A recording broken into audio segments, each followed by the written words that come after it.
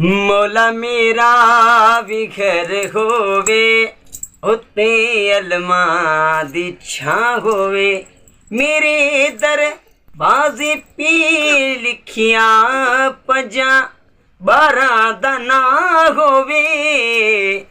मौला मेरा भी घर होवे उत्ते अलमा दी छां होवे, मौला मेरा भी घर होवे उत्ते अलमा दी छां होवे, मेरे दर बाज़े पे लिखिया, मेरे दर बाज़े पे लिखिया 50-12 दा ना होवे।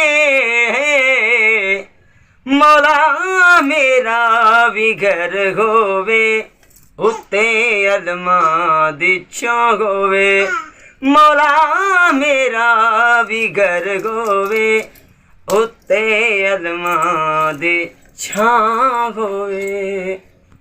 बड़ी मेहरबानी आप लोगों की जो मेरे YouTube चैनल को सब्सक्राइब और शेयर करता है, बड़ी उसकी मेहरबानी, मैं उसका बहुत बहुत शुक्रगुजार हूँ।